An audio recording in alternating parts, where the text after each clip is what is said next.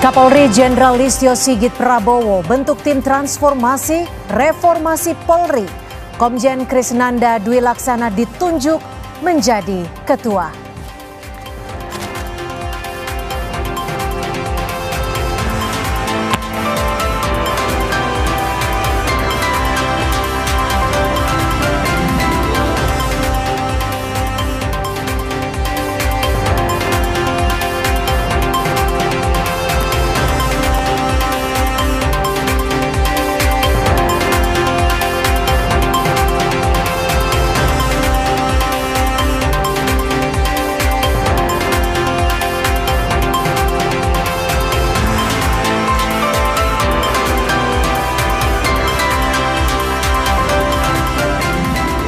Advokat LBH Jakarta Iqbal Ramadan diperiksa penyidik kriminal umum Polda Metro Jaya terkait kasus yang dihadapi oleh Direktur Lokataru Del Pedro Marhey.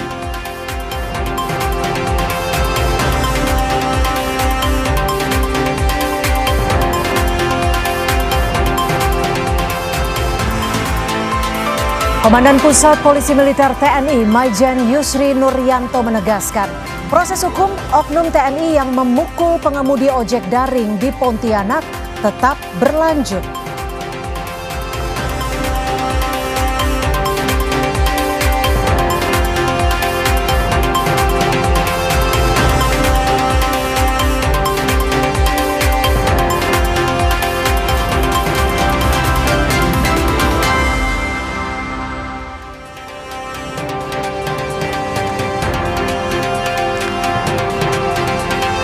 Selamat sore Indonesia, Anda menyaksikan program Berita Kompas Petang di Kompas TV Independen Terpercaya. Bersama saya, Yasir Neneam.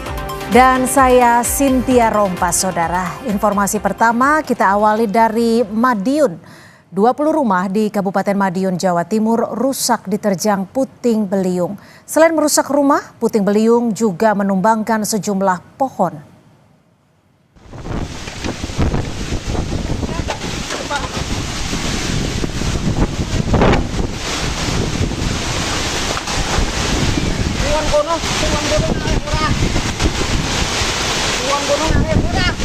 Warga merekam hujan lebat disertai puting beliung menerjang wilayah Kecamatan Dagangan, Kabupaten Madiun, Jawa Timur Minggu sore. Akibatnya puluhan rumah mengalami kerusakan.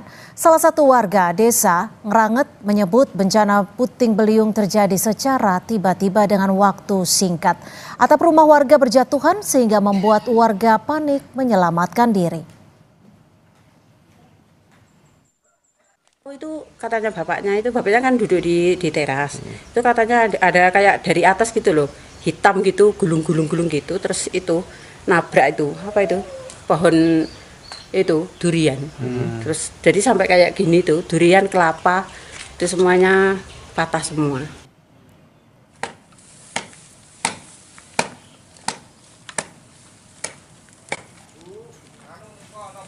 Warga bersama tim gabungan TNI Polri turut membersihkan puing rumah serta memotong batang pohon. Selain di desa Ngranget, puting beliung juga menerjang desa Padas dan desa Segulung di Kecamatan Dagangan. Sejumlah rumah juga dilaporkan rusak dan masih didata. Tidak ada laporan korban jiwa dalam bencana ini.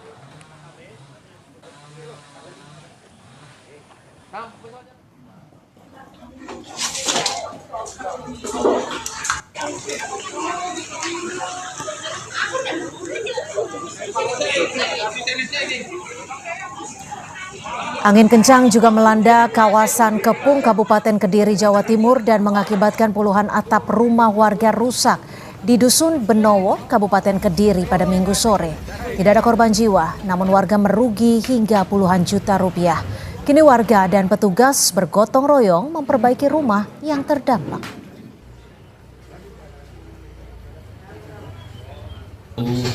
Reda sebentar, terus hujan lagi bersamaan dengan angin.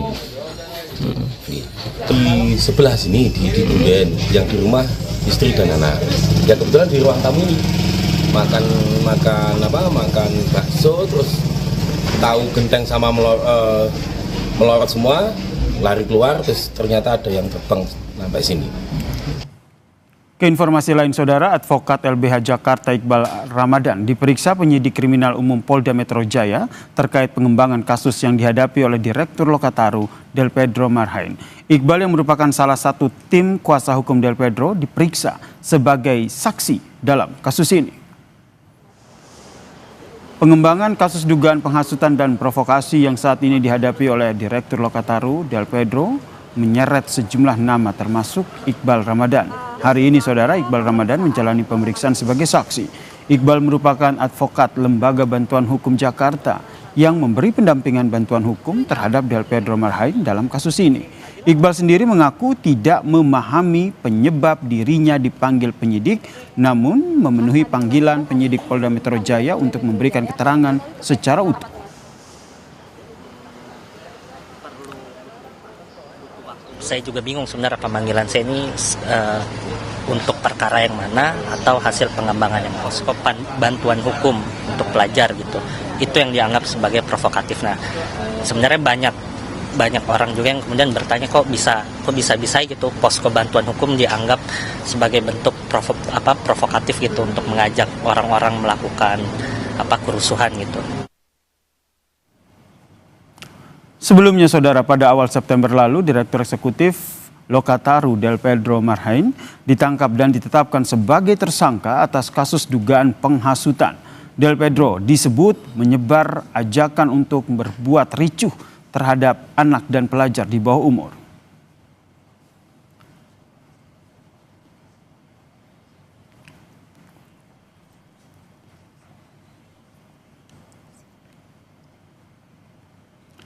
Untuk informasi selengkapnya, saudara, kita bergabung dengan jurnalis Kompas TV, Eril Wiranata, dan juru kamera Denny Yosua. Selamat petang, Eril. Eril, apakah kuasa hukum Del Pedro Marhain ini, Iqbal Ramadan, masih menjalani pemeriksaan terkait dengan kasus ini? Lalu apa saja materi pemeriksaannya, Eril? Ya, Yasir dan saudara, memang benar sekali bahwa dari advokat LBH Jakarta yaitu Iqbal Ramadan yang dimana juga selaku dari kuasa hukum Del Pedro yang dimana dalam hal ini sudah masih melakukan pemeriksaan sejak pukul 1 siang tadi. Dan sebelumnya juga saya sudah mengkonfirmasi dengan kuasa hukum dari Iqbal Ramadan ini hingga saat ini masih dilakukan pemeriksaan. Dan dalam hal ini juga dari Iqbal Ramadan mengatakan bahwa ia tidak mengetahui mengapa dirinya bisa dipanggil dalam pemanggilan pada kali ini, yang dimana memang sebelumnya juga sudah dilakukan pemanggilan pada pekan lalu namun dilakukan penundaan, dan pada hari ini ia memenuhi panggilan tersebut, yang dimana tentu saja dalam hal ini juga diduga bahwa pemanggilan ini terkait dengan pengembangan kasus yang menyeret sebelumnya dari Direktur Lokataru yaitu Del Pedro. Dan dalam hal ini juga Iqbal diperiksa sebagai kapasitasnya yaitu sebagai saksi, dan ia akan memberikan informasi secara utuh, dan dalam hal ini ia memenuhi panggilan yang dilakukan oleh Polda Metro Jaya. Dan memang hingga saat ini kita masih menunggu terkait dari hasil pemeriksaan yang dilakukan oleh Polda Metro Jaya terkait dengan Iqbal Ramadan yang dimana merupakan sebagai dari kuasa hukum Del Pedro pada beberapa waktu lalu. Dan selain itu juga bahwa memang sebelumnya juga tidak hanya Iqbal Ramadan saja, sudah beberapa dari staf Lokataru pun sudah dilakukan pemanggilan untuk melakukan pengembangan yang dilakukan oleh Polda Metro Jaya terkait dengan dugaan penghasutan yang dilakukan oleh Direktur Lokataru yaitu adalah Del Pedro. Dan hingga saat ini kami masih menunggu terkait informasi dari hasil pemeriksaan yang dilakukan oleh Polda Metro Jaya terkait dengan pemeriksaan Iqbal Ramadan selaku dari kuasa hukum Del Pedro sebelumnya, yang dimana tadi sudah ditemani oleh kuasa hukumnya itu Nabil dari LBH Jakarta juga. Yasir. Baik, terima kasih jurnalis Kompas TV Eril atas informasinya terkait dengan pemeriksaan kuasa hukum Del Pedro di Polda Metro Jaya. Saudara, Komandan Pusat Polisi Militer TNI Maijen Yusri Nuryanto menegaskan proses hukum oknum TNI yang memukul pengemudi ojek daring di Pontianak tetap berlanjut.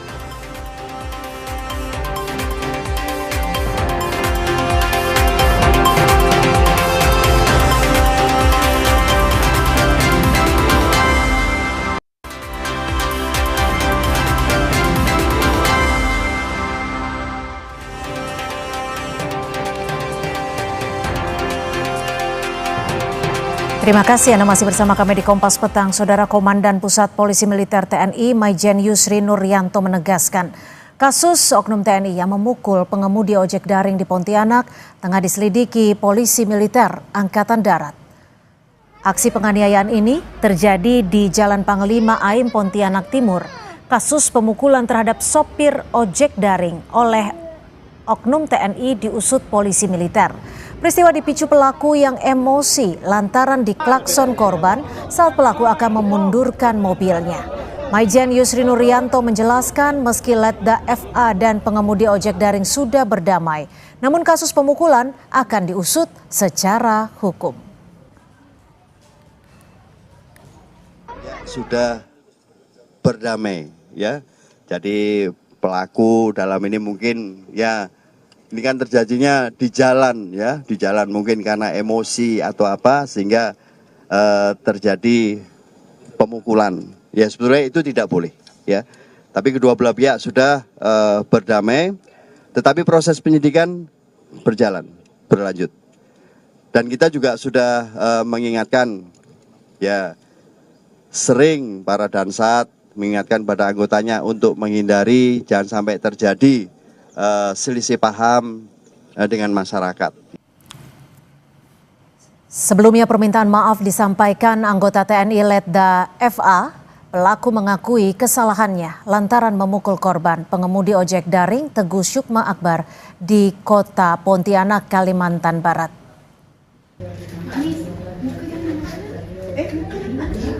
Kami menyampaikan permohonan maaf saya yang sedalam-dalamnya kepada pihak keluarga atau maupun korban karena mungkin atas kekhilafan saya menyesal atas perbuatan saya, dan untuk itu saya siap bertanggung jawab untuk membantu pengobatan pihak keluarga sampai sembuh.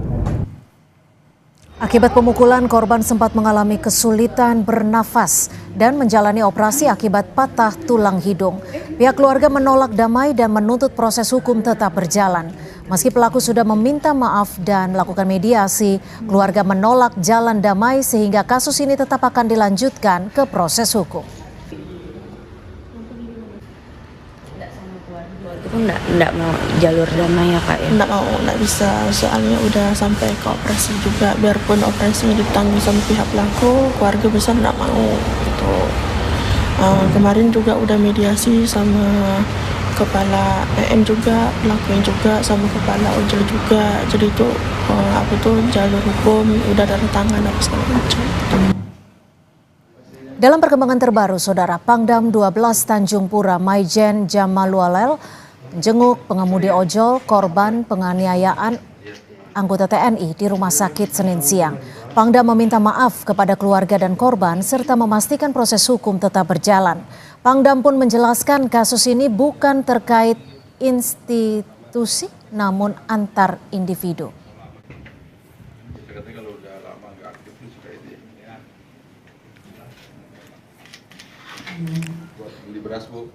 Yang juga jadi sorotan di Kompas Petang, Saudara, Polda Nusa Tenggara Barat menahan Bribtu Rizka Sintiani usai ditetapkan sebagai tersangka dalam kasus kematian suaminya sendiri, yaitu Brigadir Esko Fascarelli. Penyidik masih mendalami motif pelaku membunuh suaminya sendiri.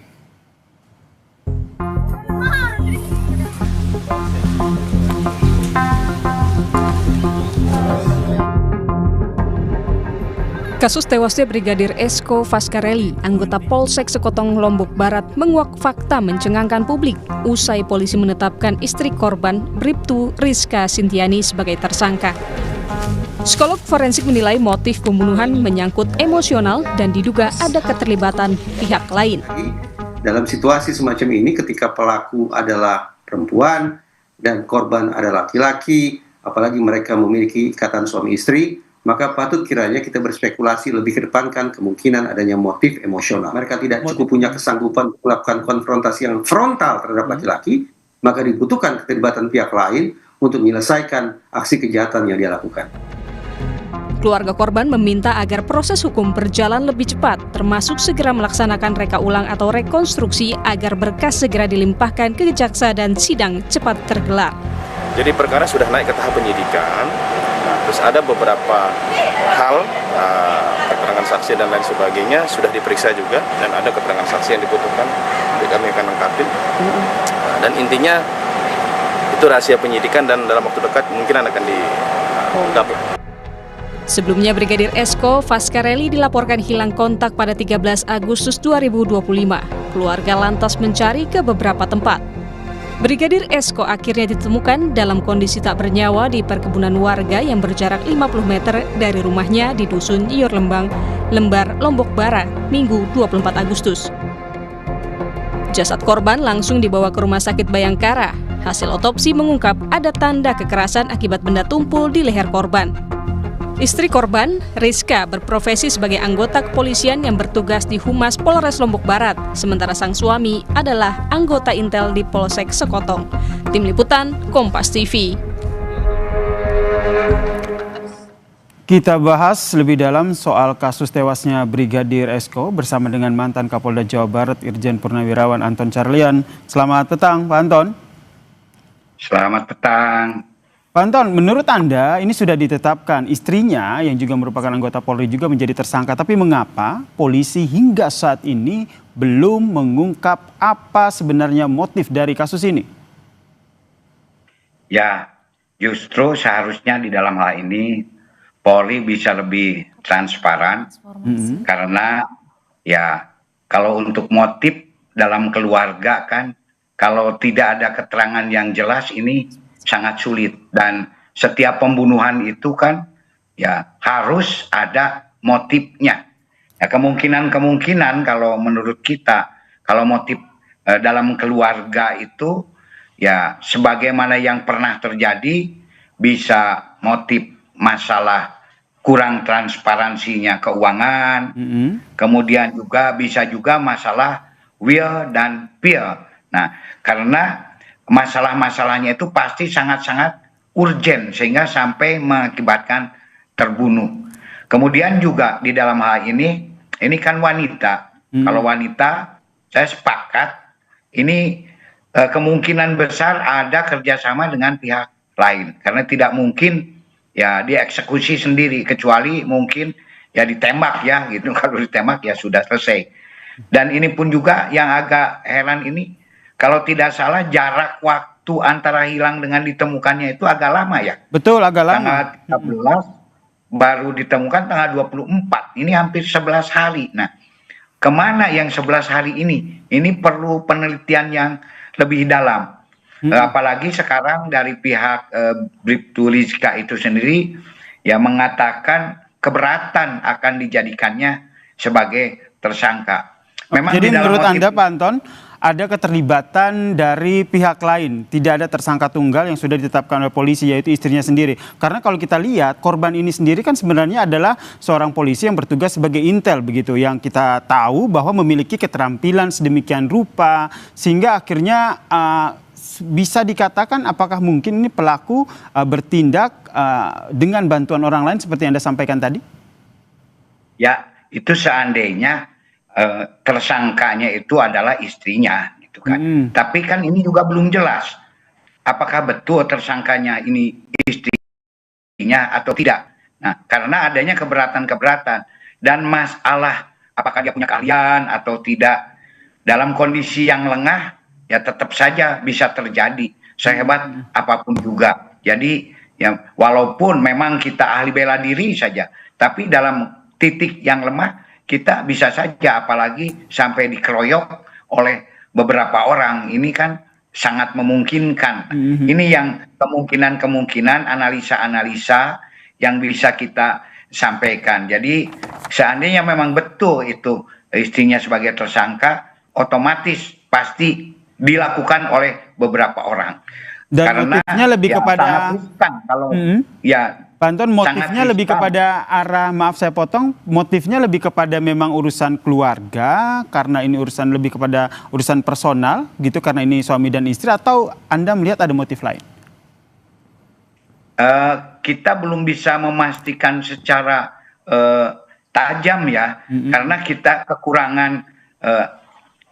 kekurangan daripada saksi-saksi ya, makanya paling juga melihat dari jurisprudensi yang pernah ada. Kalau masalah rumah tangga itu tidak jauh dari sampai terjadinya satu eksekusi itu tidak jauh dari masalah satu keuangan, kedua masalah adanya pihak ketiga, will atau will. Nah, kemungkinan di sini adanya will wanita lain, tapi ini kan tidak diungkapkan siapa wanita lainnya. Sampai-sampai seorang istri begitu emosi, seandainya tersangkanya yang bersangkutan ingin menghabisi, tentu ada masalah yang sangat urgent yang tidak bisa dimaafkan. Ini. Gitu. Oke, kemudian dari sejumlah informasi yang sudah disampaikan ke publik, yang pertama sang pelaku yaitu istrinya sendiri ternyata tidak melaporkan kepada pihak desa bahwa suaminya hilang. Kemudian lokasi jenazah ditemukan ini berada di dekat dengan rumah pelaku atau rumah korban. Apa yang bisa Anda baca dari informasi ini? Ya, itu mungkin salah satu indikator kenapa Polres pihak penyidik menetapkan yang bersangkutan sebagai tersangka. Dan juga mungkin adanya kesaksian-kesaksian yang lain yang memang sampai saat ini belum bisa diungkapkan. Ini kan masih dirahasiakan atau masih belum diadakan press release dari pihak kepolisian itu sendiri. Memang itu salah satu kejanggalan, kok hanya 50 meter gitu kan. Makanya di mana selama ini yang bersangkutan. Dan ketika ditemukan juga kan ada tali yang seolah-olah ya ingin mengelabui, seolah-olah itu sedang bunuh diri.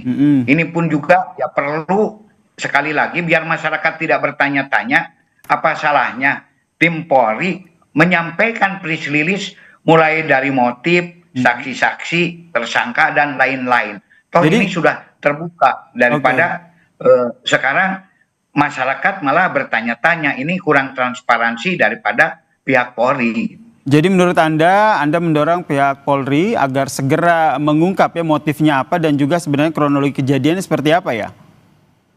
Betul sekali, karena ketika dijadikan tersangka kan langsung ini tidak dijadikan saksi dulu. Pasti pihak Polri sudah punya keyakinan yang sangat penuh bahwa yang bersangkutanlah pelakunya. Tapi seandainya masih kira-kira seperti kasus Subang, kan justru tersangkanya itu suaminya dijadikan saksi dulu di dalam pemeriksaan. Tetapi ini langsung saja dijadikan tersangka, bahkan sekarang sudah ditahan. Ini mengindikasikan sudah ada bukti yang sangat kuat, baik saksi, barang bukti maupun motif-motif daripada pembunuhan ini sendiri. Hanya tinggal press release saja. Nah, itu yang masih kita nantikan ya. Juga ada kemungkinan juga kenapa belum diumumkan, ada tersangka lain yang belum tertangkap. Itu kemungkinan. Karena ya tidak menutup kemungkinan bukan sendiri gitu. Oke, ini yang masih kita nantikan press release-nya apa. Tapi menurut Anda sendiri apakah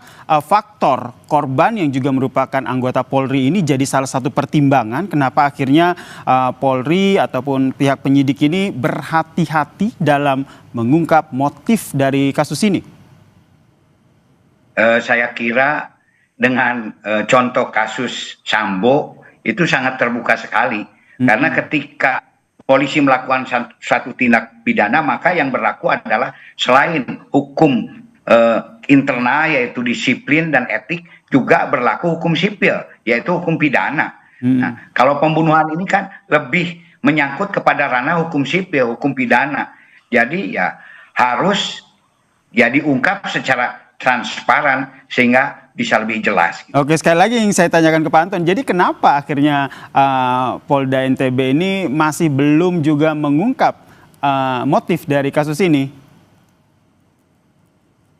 Atau juga mungkin ya masih ragu-ragu kalau menurut saya, makanya ada komplain dari pihak pengacara tersangka. Tapi kalau ragu-ragu, kenapa harus ditahan? Ini juga jadi sebetulnya tinggal keberanian saja. Kenapa ini tidak diungkapkan press release-nya dengan jelas, sehingga bahkan ini kan sekarang sudah termasuk kasus yang ranah perhatian publik gitu kan. Justru terhadap kasus-kasus yang perhatian publik itu Polri harus responsif memberikan informasi kepada masyarakat sehingga tidak membingungkan masyarakat. Baik, kita nantikan bersama ya seperti apa Polda NTB menguak motif dari kasus pembunuhan ini. Terima kasih Pak Anton Carlian atas perspektifnya di Kompas Petang. Salam sehat.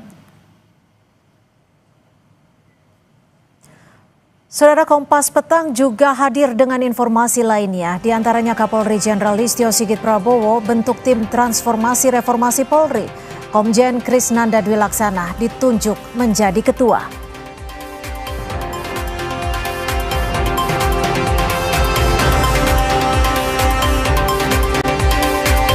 Kami juga menyoroti soal buruh yang menggelar unjuk rasa di depan gedung DPR menuntut kenaikan upah 2026.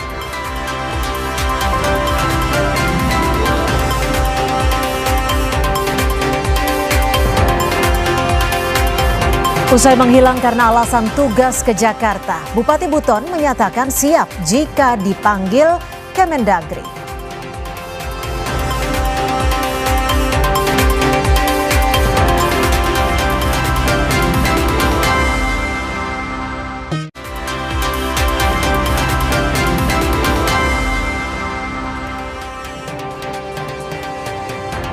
Terima kasih Anda masih di Kompas Petang. Saudara, buruh menggelar unjuk rasa di depan gedung DPR RI menyampaikan sejumlah tuntutan.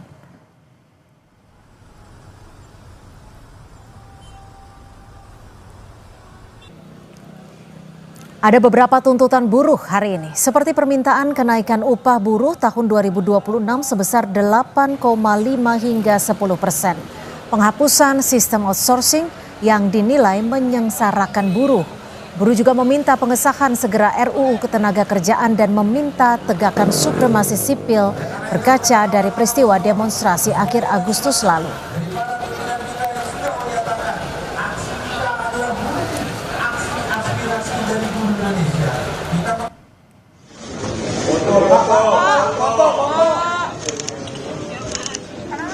Menanggapi tuntutan buruh, Ketua DPR RI Puan Maharani menerima perwakilan organisasi buruh di dalam gedung DPR. Puan mengatakan pihaknya terbuka menerima aspirasi dan masukan dari Serikat Pekerja yang berikutnya akan diteruskan ke Komisi 9 DPR.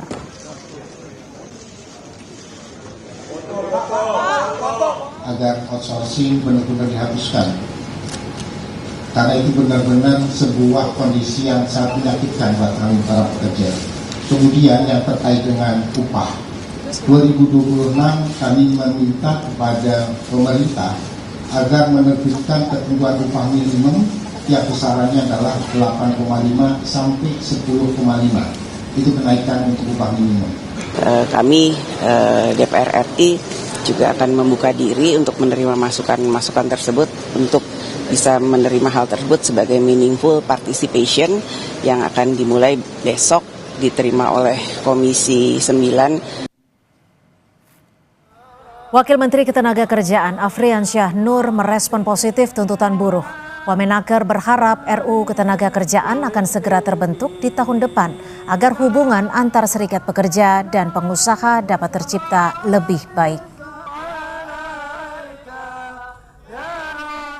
RUU yang sedang digarap tentang ketenagakerjaan ini sudah masuk di Prolegnas tahun 2026. Hubungan industrial yang baik antara serikat pekerja dan industri atau pengusaha berjalan dengan baik dan sehingga terciptanya roda perekonomian kita yang semakin stabil di negara kita yang kita cintai ini.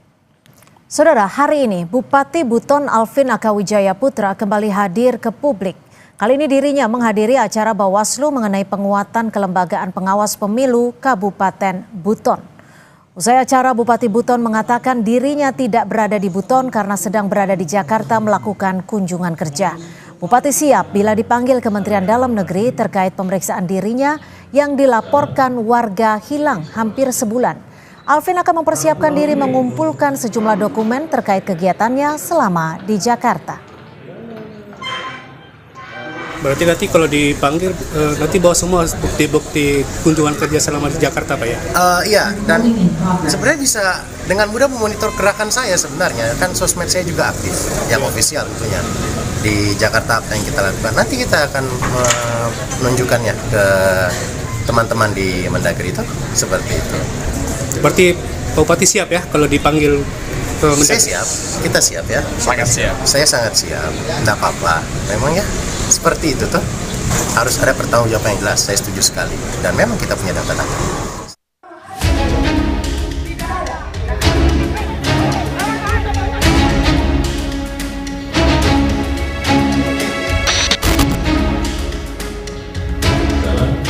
Usai dilaporkan hilang ke polisi, Bupati Buton Alvin Aka Wijaya Putra akhirnya kembali ke Buton dan mulai kembali berkegiatan. Bupati Buton menegaskan selama ini dirinya bukan menghilang, melainkan sedang melakukan dinas luar di Jakarta untuk mengupayakan pendanaan untuk pemerintah Kabupaten Buton. Keluar mencari dana. Banyak sekali warisan-warisan saya dari senior-senior saya yang cukup memberatkan saya juga di sini. Hutang-hutang yang belum dibayar, defisit 22 miliar daerah kita ini. Nah, ini kan membuat saya seorang pemimpin kan agak sedikit panik juga.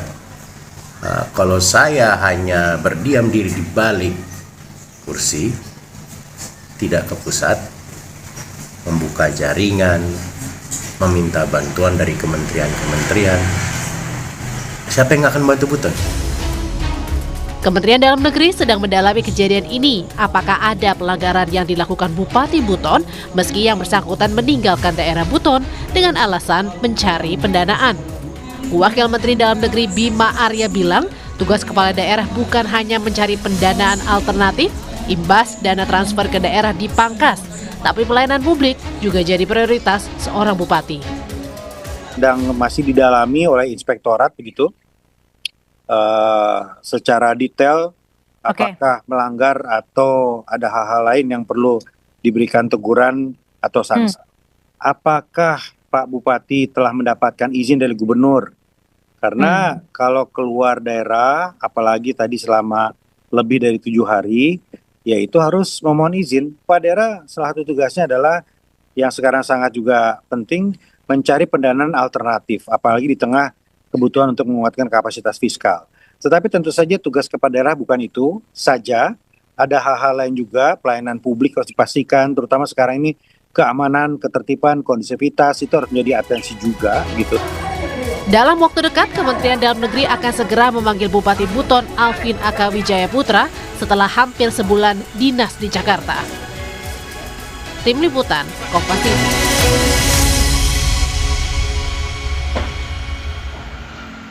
Usai jeda di Kompas Petang, Saudara, Kapolri Jenderal Listio Sigit Prabowo bentuk tim transformasi reformasi Polri. Komjen Krisnanda Dwilaksana ditunjuk menjadi ketua.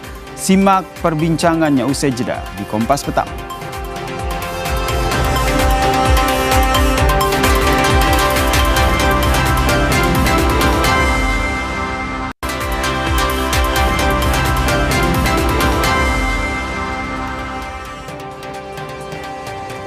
Terima kasih Anda masih bersama kami di Kompas Petang. Saya Cynthia Rompas. Saudara, Kapolri Jenderal Listio Sigit Prabowo mengeluarkan surat perintah terkait pembentukan tim transformasi reformasi Polri. Pembentukan tim menindaklanjuti aspirasi masyarakat tentang perbaikan di tubuh Polri. Total ada 52 perwira tinggi dan menengah masuk dalam tim transformasi reformasi Polri. Kapolri mengatakan tim ini memiliki mandat utama untuk melakukan evaluasi menyeluruh terhadap program dan kinerja institusi, mendengar langsung keluhan publik, serta menyusun langkah perbaikan menyeluruh di tubuh kepolisian. Dengan adanya harapan dibentuknya Komisi Reformasi Kepolisian, tentunya Polri juga mempersiapkan tim internal di dalam untuk kemudian melakukan evaluasi terhadap seluruh program yang sudah kita laksanakan, sehingga kemudian pada saatnya nanti masukan-masukan perbaikan yang diberikan pada kita segera bisa kita tindak-lanjuti. Tentunya kami juga tetap mendengarkan semua masukan, apakah itu dari tim komite atau komisi, apakah itu dari masyarakat. Komjen Krisnanda Dwi Laksana ditunjuk Kapolri sebagai Ketua Tim Transformasi Reformasi Polri. Hal ini sesuai dengan surat perintah Kapolri tertanggal 17 September 2025. Jabatan terakhir Krisnanda adalah sebagai Kepala Pendidikan dan Pelatihan Polri sejak 11 November 2024.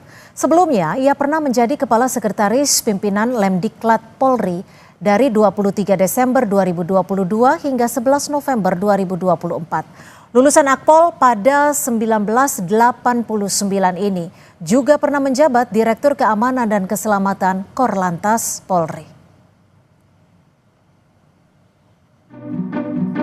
Polri membentuk Tim Transformasi dan Reformasi Kepolisian. Kapolri Jenderal Listio Sigit Prabowo menyebut pembentukan tim ini menunjukkan institusinya terbuka dan selalu menerima kritik dan masukan dari publik terkait perbaikan-perbaikan atas kinerja kepolisian. Menurut Listio, Polri selalu berbenah dan evaluasi internal pun selalu dilakukan. Apa yang mendesak untuk dilakukan? Kita terus melakukan upaya transformasi dan reformasi untuk perbaikan. Artinya Polri selalu terbuka terhadap evaluasi, masukan-masukan dari luar. Kita ingin mendapatkan masukan dari masyarakat apa yang diharapkan untuk melakukan perbaikan.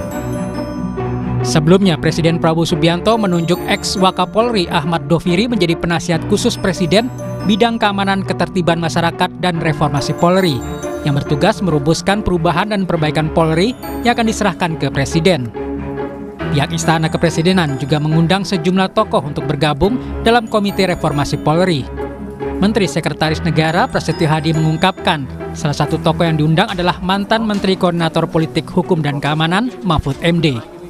Itu bagian dari komitmen pemerintah, ya, komitmen Bapak Presiden, dan sekarang sedang proses untuk kita meminta kesediaan para tokoh-tokoh untuk berkenan bergabung di komite tersebut. Termasuk salah satunya. Publik menunggu Polri membenahi organisasi, sistem, kultur, dan personalia Polri yang banyak menuai sorotan. Salah satunya soal penanganan unjuk rasa yang terjadi pada akhir Agustus lalu. Tim Liputan Kompas TV. Kapolri Jenderal Listio Sigit Prabowo membentuk Tim Transformasi Reformasi Polri.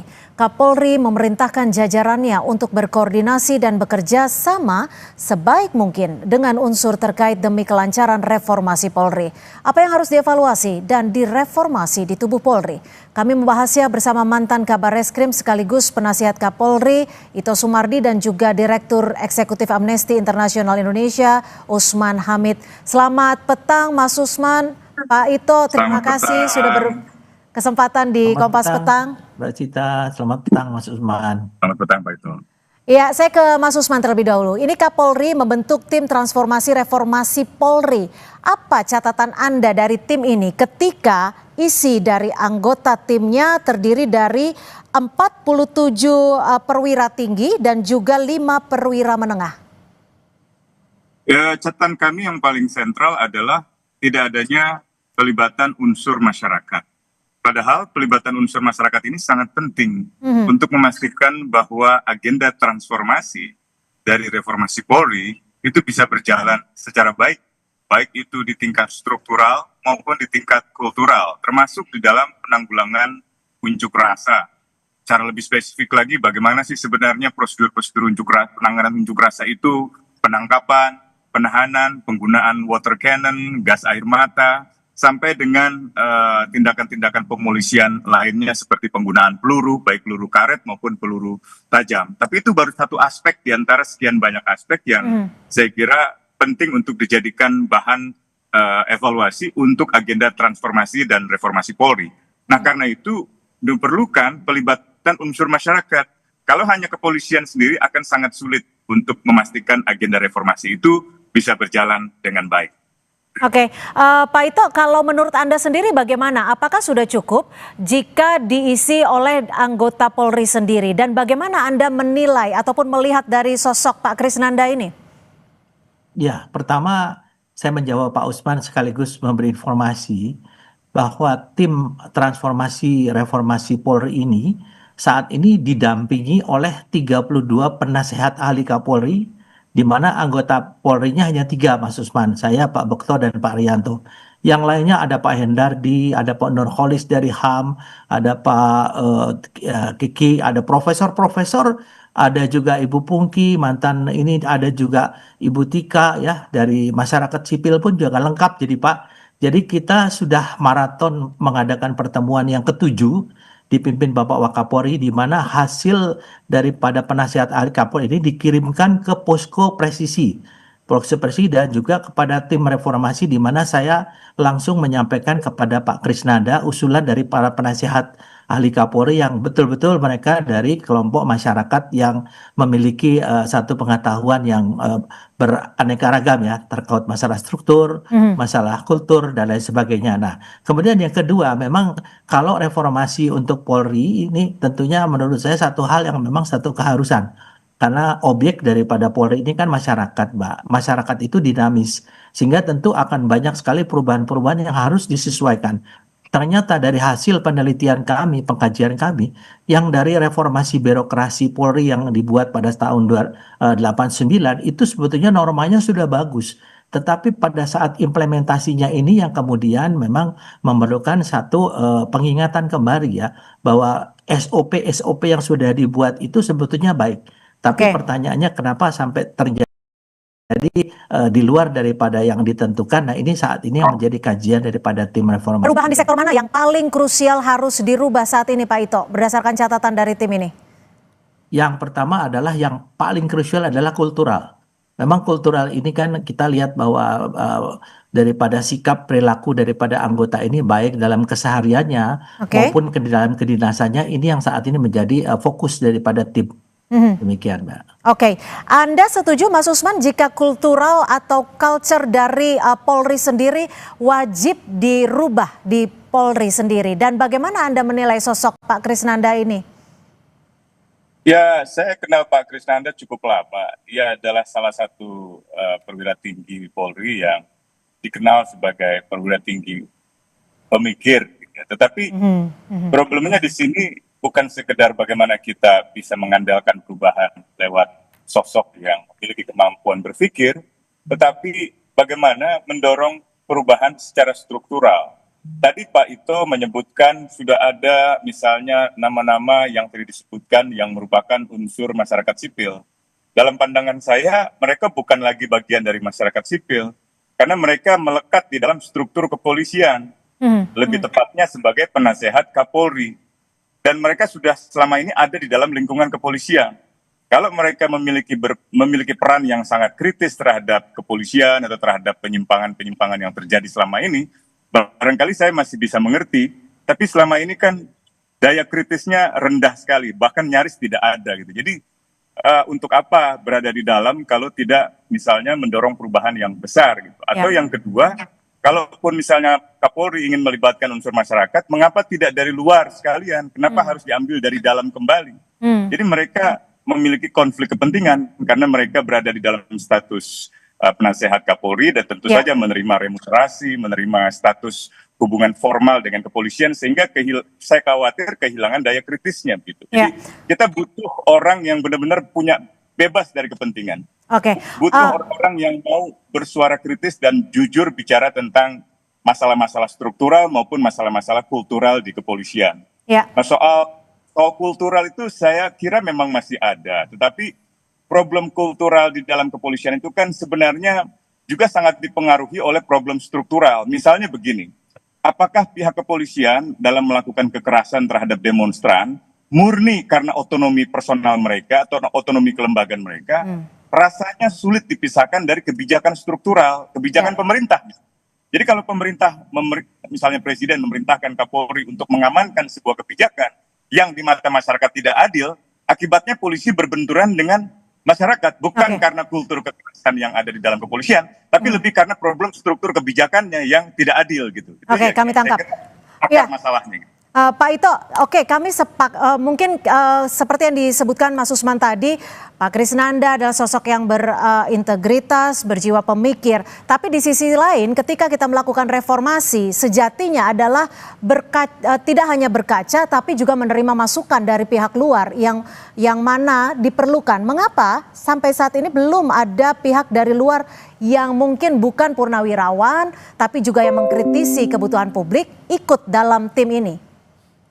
Baik, saya jelaskan, Pak. Dari penasehat ahli Kapolri ini baru dibentuk pada tanggal 5 September. Yang tadinya hanya sekitar 10 orang, sekarang 32. Jadi yang lain-lainnya itu belum masuk dalam struktur tadinya. Ini adalah dalam upaya Pak Kapolri mendapatkan masukan sebanyak-banyaknya dari masyarakat koalisi sipil ya, masyarakat di luar. Beberapa itu sudah dari luar. Kemudian yang kedua, satu hal yang direncanakan oleh Pak Krisnanda termasuk mengundang Mas Usman. Mungkin dalam waktu dekat akan mengundang tokoh-tokoh masyarakat untuk bisa diajak berembuk untuk memberi masukan bagaimana. Masuk tidak dalam tim reformasi itu? Oh tidak ya, itu masuknya bukan tidak masuk dalam tim reformasi, tetapi dalam programnya nanti akan diundang untuk memberikan masukan-masukan bagi tim reformasi. Itu yang saya dengar plannya daripada Pak Krisnanda pada saat rapat terakhir beberapa hari yang lalu. Dan saya sangat mengapresiasi, sekarang sedang dipilih siapa-siapa saja orang yang misalnya diundang, termasuk Mas Usman nanti akan diundang untuk bisa membuat satu protap yang baru yang berdasarkan kepada norma HAM. Cuman ada satu hal Mbak yang mungkin saat ini ingin saya sampaikan, bahwa yang dihadapi Polri sekarang adalah masyarakat yang tentunya kita lihat sifatnya berbeda dengan masyarakat yang dulu ya, karena ada unjuk rasa yang sifatnya damai, ada yang memang aksi-aksi kelompok masyarakat yang memang sudah terbiasa menggunakan anarkisme. Jadi pada saat Polri itu harus menghadapi mereka, tentunya kita harus lihat dari dua sisi. Siapa masyarakat itu? Apakah memang mereka itu melakukan satu kegiatan yang untungnya mendompleng dari kegiatan masyarakat atau kelompok masyarakat yang melakukan unrasi yang damai. Ya, ini tentunya menjadi satu kesulitan bagi kepolisian. Dan disinilah kita perlu mengundang seperti tokoh-tokoh HAM agar nanti SOP-nya bisa sesuai dengan norma-norma HAM yang berlaku. Artinya kami mencoba mengkonfirmasi untuk teman-teman dari masyarakat sipil tidak memungkinkan untuk masuk ke tim reformasi ini, tapi hanya diundang saja untuk memberikan masukan. Ya, memberi masukan ya. Kalau masuk tim reformasi tentunya terlalu banyak ya, Mbak ya. Mas Usman, bagaimana dengan sosok dari Wakapolri yang memang diperuntukkan di sini untuk melakukan pengawasan dan juga pemantauan terhadap tim reformasi ini?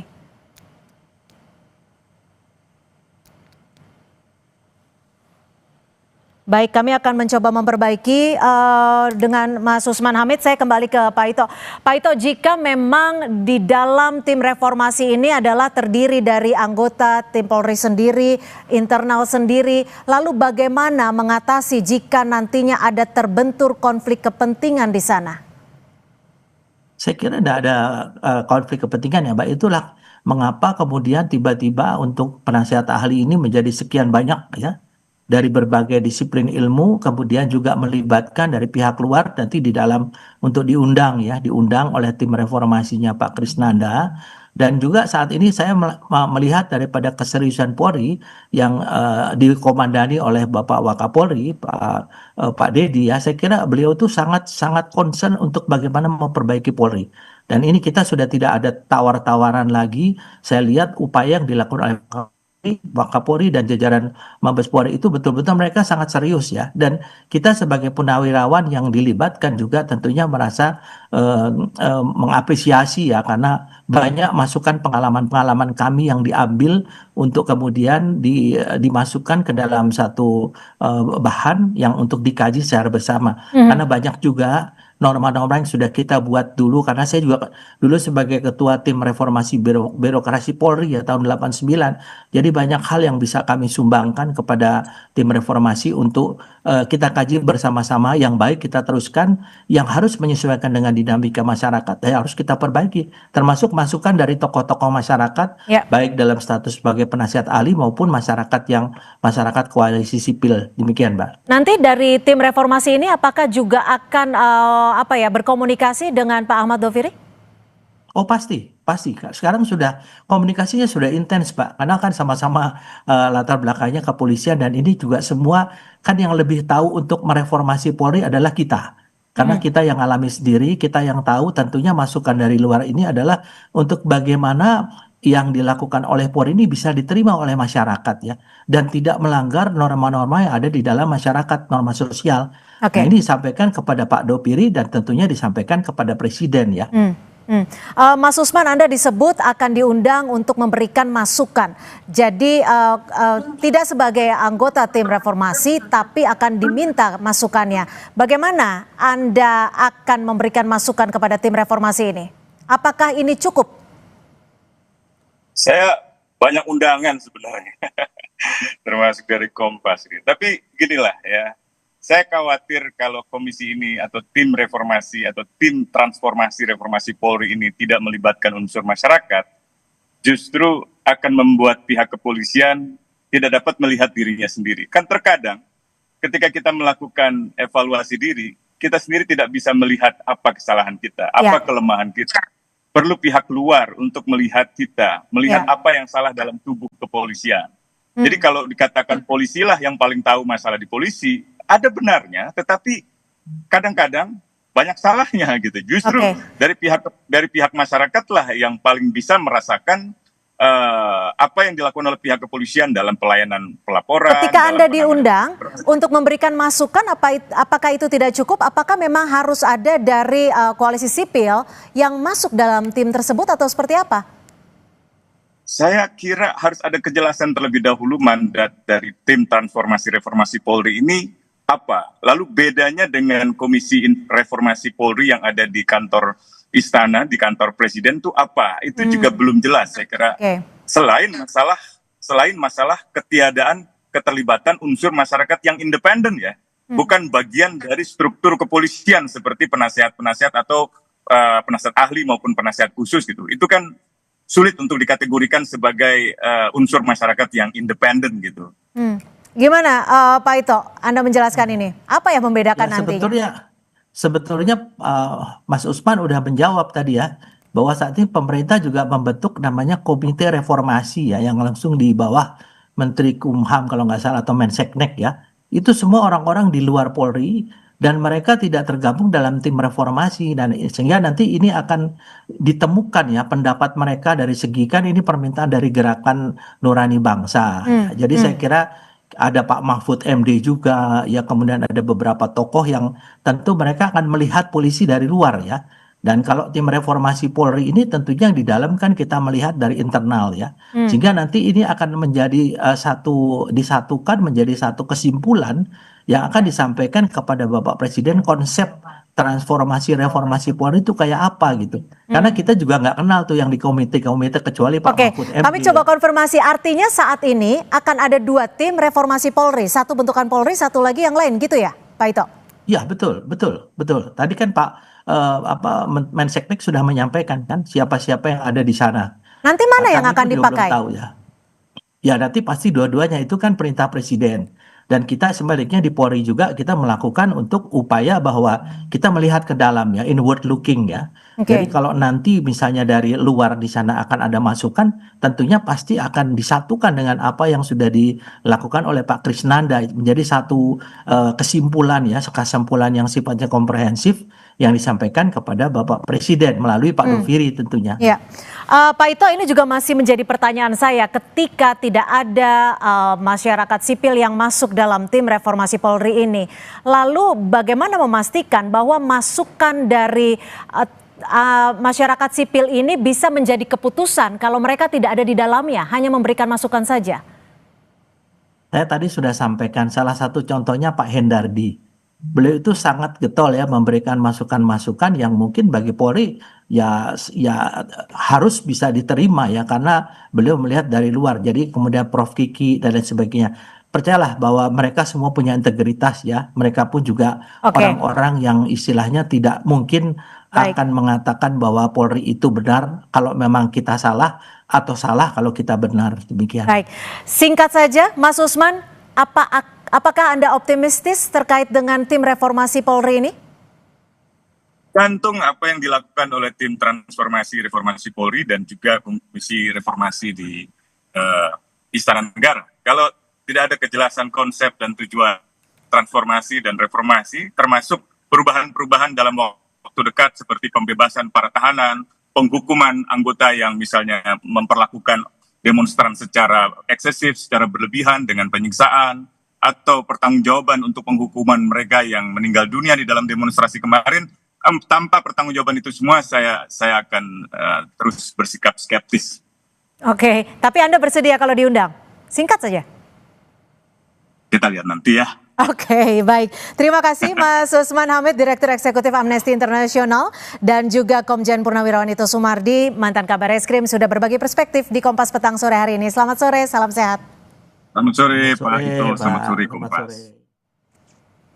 Saudara, informasi lainnya masih akan kami sajikan selepas jeda. Jelang sidang Majelis Umum PBB, Presiden Prabowo yang sudah tiba di New York, Amerika Serikat masih melakukan sejumlah koordinasi internal.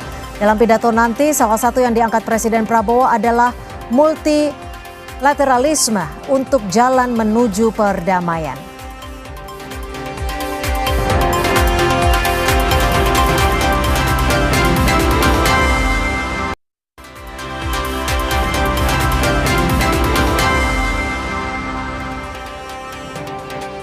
Terima kasih Anda masih menyaksikan Kompas Petang, Saudara. Presiden Prabowo Subianto akan menjadi pembicara ketiga di sidang umum PBB esok hari. Dalam pidato nanti, salah satu yang diangkat Presiden Prabowo adalah multilateralisme untuk jalan menuju perdamaian. Dan berikut ini, Saudara, laporan dari jurnalis harian Kompas, Laraswati Ardiana Anwar dari New York, Amerika Serikat. Halo pemirsa Kompas TV, saat ini saya masih berada di kompleks Sekretariat Jenderal Perserikatan Bangsa-Bangsa di New York, Amerika Serikat. Saat ini ada hari Minggu 21 September 2025 pukul 18.25 waktu setempat. Tinggal satu hari menuju sidang Majelis Umum PBB yang akan jatuh pada Senin 22 September 2025. Dan besok Presiden kita Bapak Prabowo Subianto akan melakukan pidato. Tetapi ini bukan di debat umum, dia akan melakukan pidato di sesi khusus untuk membahas mengenai solusi dua negara dan kemerdekaan Palestina. Setelah itu, lusa atau Selasa 23 September 2025, Presiden Prabowo akan berpidato di debat umum sidang Majelis Umum PBB. Beliau akan mendapat urutan yang ketiga setelah Presiden Amerika Serikat Donald Trump selaku tuan rumah. Di pidato itu isinya belum kita ketahui, tetapi sejauh ini dari bocoran yang kita peroleh dari Kementerian Luar Negeri adalah Presiden Prabowo akan membahas mengenai pentingnya melakukan multilateralisme sebagai solusi untuk berbagai persoalan global, multilateralisme untuk jalan menuju perdamaian, dan juga melakukan reformasi bagaimana multilateralisme itu dilakukan sesuai dengan kebutuhan dunia saat ini. Selain itu, Presiden Prabowo juga akan membawa warna khas Indonesia ke sidang Majelis Umum PBB. Seperti apa warna khas Indonesia yang akan dibawa itu kita masih belum bisa tahu karena saat ini masih belum ada petunjuk dari Kementerian Luar Negeri ataupun dari Sekretariat Presiden. Jadi memang benar-benar kita harus menunggu sampai Presiden Prabowo melakukan pidatonya di debat umum PBB hari Selasa tanggal 23 nanti. Untuk sementara itu, di hari ini, hari Minggu, Presiden Prabowo tidak memiliki agenda karena dia melakukan koordinasi internal. Tapi Menteri Luar Negeri Sugiono datang ke Sekretariat Jenderal Perserikatan Bangsa-Bangsa untuk menandatangani Deklarasi Perlindungan Pekerja Kemanusiaan. Untuk saat itu, demikian perkembangan mengenai sidang Majelis Umum PBB. Saya Laraswati Ardiana Anwar melaporkan dari New York. Menyikapi draft pidato Presiden Prabowo adalah salah satu elemen penting yang tengah dipersiapkan jelang sidang umum PBB di New York, Amerika Serikat. Terlebih Presiden Prabowo akan jadi pembicara ketiga setelah Presiden Brasil Luiz dan Presiden Amerika Serikat Donald Trump, dan waktu yang diberikan hanya 15 menit. Menyuarakan perdamaian dunia disebut jadi salah satu topik dalam pidato Prabowo. Pakar Hukum Internasional Universitas Indonesia Hikmahanto Juwana menilai Indonesia pun diharapkan bisa menerobos kebuntuan yang terjadi di dalam mencari solusi perdamaian dunia seperti mendorong kemerdekaan untuk Palestina. Serikat ya di bawah Presiden Trump yang tadinya sangat percaya diri bahwa bisa menyelesaikan, ternyata tidak bisa. Mungkin Bapak Presiden apabila melakukan shuttle diplomacy bisa menyelesaikan permasalahan itu. Demikian juga dorongan agar Palestina bisa dimerdekakan oleh Israel. Tentu kita tidak berhubungan langsung dengan Israel, tetapi melalui jalur pemerintah Amerika Serikat dan pemerintah negara lain, agar Israel segera menghentikan kekerasan, kekejaman, kemanusiaan yang sekarang ini berlangsung di Gaza. Indonesia memang aktif menyuarakan perdamaian dunia termasuk untuk rakyat Gaza Palestina. Bantuan pun terus disalurkan untuk warga Gaza yang hingga kini masih terus digempur tentara Israel. Tak hanya Indonesia, yang terbaru, Inggris akhirnya mengakui negara Palestina. Langkah bersejarah ini dinyatakan Perdana Menteri Inggris Keir Starmer meski ditentang Amerika Serikat dan Israel. Sebelumnya ada negara Australia dan Portugal juga sudah mengakui kemerdekaan Palestina. Ini adalah bagian dari proses untuk mengakhiri konflik di Gaza dan membantu mendorong perdamaian abadi antara Israel dan Palestina. Saat ini sudah lebih dari 150 negara yang sudah mengakui Palestina. Tim Liputan Kompas TV. Kita bahas soal apa yang menjadi isi pidato dari Presiden Prabowo Subianto di sidang umum Majelis PBB nanti, saudara, bersama dengan Suzy Sudarman selaku pakar hubungan internasional dari Universitas Indonesia. Selamat petang, Prof.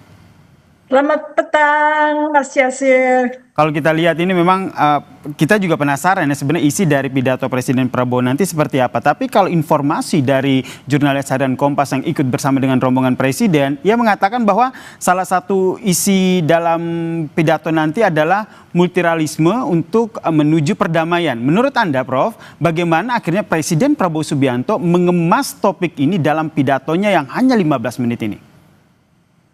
Pertama, harus paham bahwa kita sudah kehilangan mitra dan sahabat karena perilaku Indonesia yang selama ini dipuji-puji sejak konferensi Asia Afrika ternyata menerbitkan keraguan karena kekejian yang juga dilakukan oleh pemerintah Indonesia terhadap Papua dan Timur Timur misalnya gitu ya.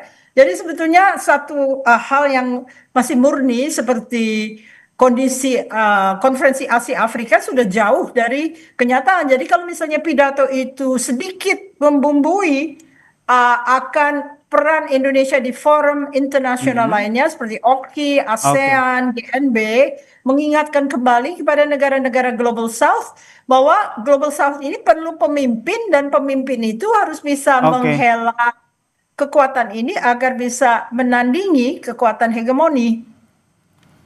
Baik, berarti menurut Anda nanti pidato yang nanti disampaikan oleh Presiden Prabowo ini posisi Indonesia akan diperhitungkan oleh negara-negara yang hadir di sana dan juga menyikapi pidato yang disampaikan oleh Presiden Prabowo Subianto jika nanti yang disuarakan juga terkait dengan kemerdekaan Palestina. Jangan dijawab dulu ya, Prof. Kita lanjutkan perbincangan kita usai jeda berikut ini.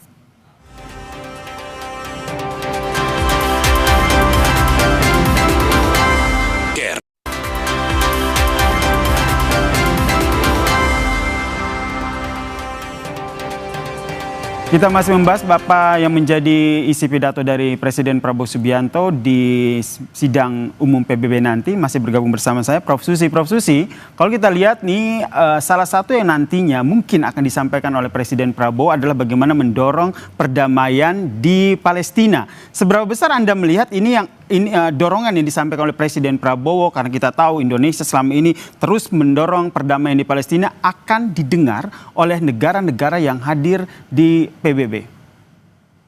Pertama, Indonesia menghadapi General Assembly yang isinya macam-macam ya, ada Global South di situ, ada negara maju. Jadi yang harus dipersuasi sejak konferensi Asia Afrika bahwa kami ini Indonesia sudah menjadi lebih baik sekarang ini dan akan beranjak untuk menjadi lebih demokratis sehingga memperjuangkan hak-hak Palestina seperti juga yang termaktub dalam Undang-Undang Dasar 45. Jadi usaha memaniskan delivery dari speech itu penting sekali karena Global South sudah tidak terlalu bersimpati dengan perilaku orang Indonesia. Jadi mereka lebih tertarik pada hal yang konkret ya, misalnya BRICS bisa memberikan uang kepada mereka, ya itu mereka tertarik. Sedangkan Indonesia sekarang ini sedang dilanda nestapa. Baik berupa rekam jejaknya kurang baik, dia juga tidak bisa mengobrol uang untuk bisa menarik Global South untuk bersama-sama berjalan agar kelompok hegemoni ini tidak semena-mena kepada negara yang lemah. Itu harapan saya. Apakah itu lobby yang manis sekali akan termaktub dalam pidato Pak Prabowo yang seorang TNI yang tidak lazim untuk melakukan lobby-lobby sifat manis, itu. Nah ini yang masih kita terka-terka ya, karena draftnya juga masih disusun begitu informasinya. Tapi menurut Prof. Susi sendiri kan sekarang juga makin banyak begitu negara-negara yang ada di Eropa begitu juga akan menyampaikan bahwa mereka juga telah memberikan dukungan untuk kemerdekaan Palestina begitu. Nah menurut Anda dengan adanya banyaknya desakan seperti ini, sikap dari Israel sendiri ataupun Amerika Serikat sendiri seperti apa? Sekarang siapa yang lagi dominan di wilayah tersebut? Walaupun misalnya Eropa dan negara-negara lain bisa mengisolasi Israel karena tindakan-tindakannya, tidak pernah ada sanksi kepada Israel. Jadi sebetulnya mereka juga membantu waktu menjual senjata dan bom kepada Israel, termasuk India juga. India juga menjual alutsista kepada Israel. Jadi sebetulnya di sini kebingungan dalam masa kini karena semua mengejar profitability untuk negaranya, bukan compassion. Compassion bukan lagi sesuatu yang menjadi pilihan negara-negara karena ini sudah menjadi semacam medan laga survival of the fittest. Kita tidak bisa lagi merangkul kawan-kawan Asia Afrika yang dulu sangat bersahabat. Mungkin harus dimulai, tetapi ini kan baru era baru. Sebelumnya kan kita selalu internal ya, masalahnya domestik. Sekarang baru melangkah ke arah lobby. Tapi lobby tersebut harus lebih frontal, lebih dekat, lebih jelas, lebih akrab dengan negara-negara Asia Afrika seperti dulu Bung Karno akrab dengan Mandela dan sebagainya, dan memerdekakan mereka. Padahal kita sesudah Bung Karno ini penuh darah gitu loh ya. Perilaku Indonesia agak kurang bisa diterima. Jadi menurut Prof. Susi tidak hanya disampaikan dalam bentuk pidato, tapi harus ada langkah-langkah konkret ya terkait dengan bagaimana upaya untuk mendorong perdamaian dunia termasuk di Palestina. Ya, operasionalisasinya harus tegas ya. Kita harus menggait mereka. Kebanyakan saya lihat karena kita merasa tidak terlalu confident atau tidak perlu percaya diri. Kebanyakan KBRI dan Konjen itu sangat pasif kalau saya lihat ya. Jadi kita belum lagi dalam era di mana dulu agitasi Bung Karno adalah tindakan-tindakan revolusioner, melakukan terobosan-terobosan ke luar negeri dan maupun di dalam negeri. Sekarang hampir nyata bahwa mungkin hanya 70% mungkin ya yang dilakukan untuk berupaya agar negara-negara lain simpati kepada upaya Indonesia yang sedang menyuarakan sesuatu yang termaktub dalam undang-undang dasarnya. Baik, kita nantikan ya seperti apa ya bagaimana Presiden Prabowo mengemas isu mendorong perdamaian dunia dalam pidato yang nanti disampaikan di sidang PBB. Terima kasih Pakar Hubungan Internasional UI, Prof. Susi telah bergabung bersama kami di Kompas Petang. Salam sehat, Prof. Terima kasih, sampai jumpa. Usai jeda saudara, Kompas Petang masih punya informasi penting dan menarik lainnya. Tetaplah bersama kami di Kompas TV.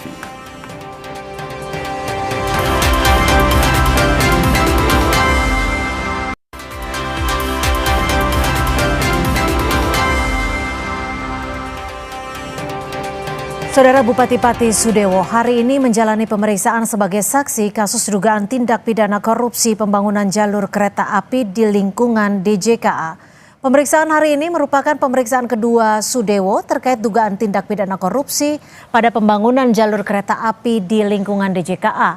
Kementerian Perhubungan khususnya wilayah Jawa Timur.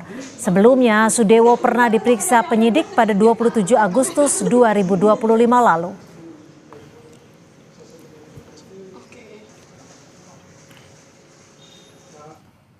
Informasi tadi saudara sekaligus menutup perjumpaan kita di Kompas Petang edisi kali ini. Saya Yasir Neneama. Saya Cynthia Rompas. Terima kasih. Sampai jumpa.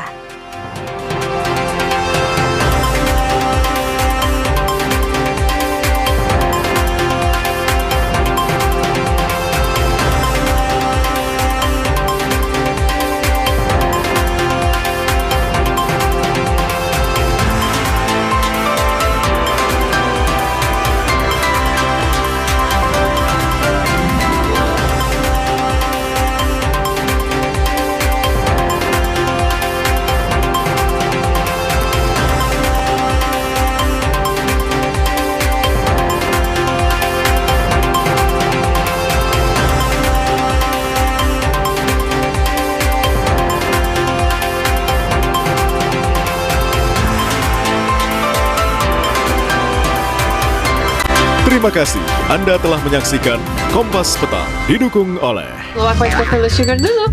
Wah, Rendah gula, nyaman diminum. Saudara, ini adalah kamar dari diplomat muda Arya Daru yang pada saat itu ditemukan tewas meninggal dunia, persis di kasur yang berada di depan saya. Apakah mungkin orang keluar dari jendela? Saya akan coba